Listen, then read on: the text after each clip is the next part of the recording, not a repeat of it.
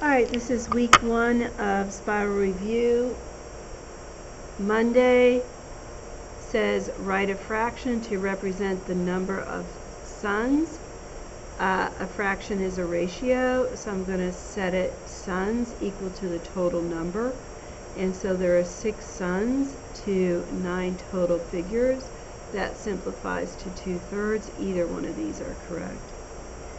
The next one is what is the value of, and it's a expression that is bracketed, and outside the bracket it says to raise it to the second power.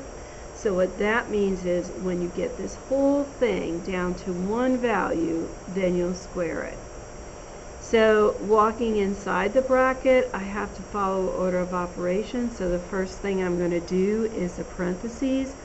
That's 5 minus 3, which is 2, and I know that when a number is sitting outside of parentheses, it means multiplication.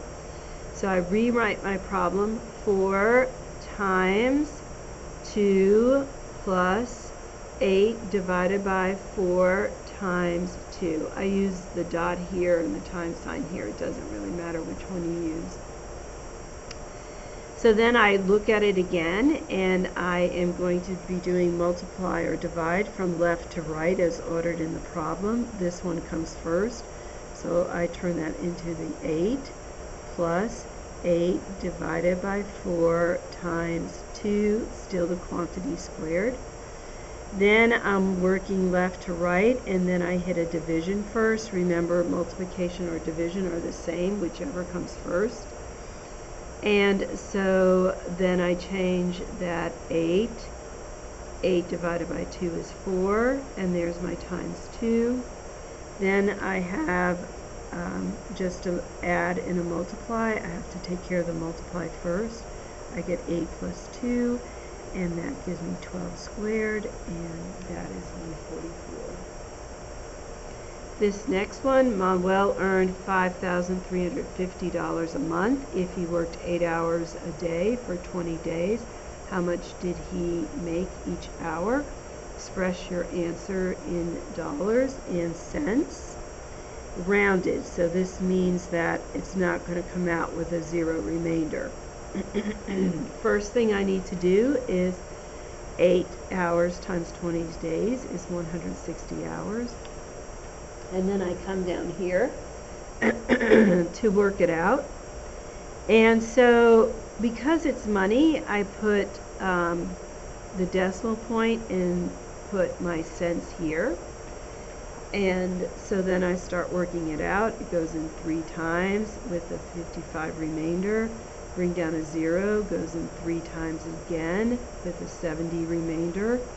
Bring down a 0, now it goes in 4 times with a 60 remainder.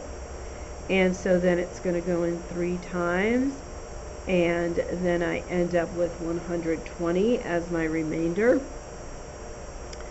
And so 120 is almost 160, so it's a pretty big remainder. So what I'm going to do is add a penny to this to make it $33.44. If you did $33.43, I'll still count it, right? This one you're using a grid, so this represents 1 whole, plus 1 whole, plus 1 whole, broken into tenths, and then I'm going to take away 8 tenths, so that leaves me 2 and 2 tenths. Wednesday, what you're doing, you need to know that this means subtraction and this means 4 times. What is the resulting value if the difference of 12 and 8 is quadrupled? Well, 12 minus 8 is 4, and then if I times it by 4, I get 16. The next page, or the back side, Thursday, what is the volume in cubic inches of a flower box with the following dimensions? In your hint for this week, you got that volume equals length times width times height.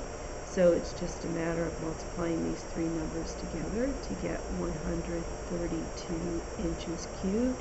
It's cubed because it's a 3-dimensional object. What is the difference? Here's subtraction again of the values, this value and this value. So I take the first one and working left to right, that's 8 times 4 is 32 plus, I know I'm going to do this addition last, so then I do 8 divided by 4 is 2, that gives me 34.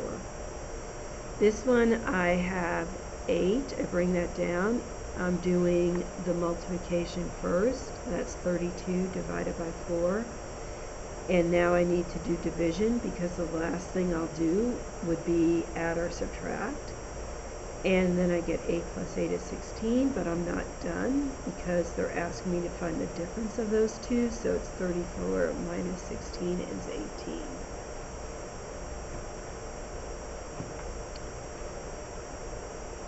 This last Friday's problem, find the coordinates for point B so that the line segment AB and CD are parallel. Well, here's CD, here is this line going across 3 on the y-axis. And so it really doesn't matter what number I give the x value as long as it's on the 4 line. So it could be 2, 4, it could be 7, 4, it could be 10, 4, it could be 12, 4. Any number plus 4 is the correct answer for that one. This last one is a fraction problem. After Clara's birthday party, there was 3/8 of the cake left over. So I drew a picture. I broke the cake into 8s. I crossed out 5 of them because they're gone. These 3/8 are the only part of the cake that's left. If her family ate 1/3 of what was left, what fraction of the original cake did they eat after the party? Well, if they ate just 1/3 of what was left, they actually ate 1/8 of the cake. It also can be considered an of multiplication problem. 1/3 of 3/8 means 1/3 times 3/8, and that's 3/24, which simplifies to 1/3. That is the solutions for week 1 spiral review.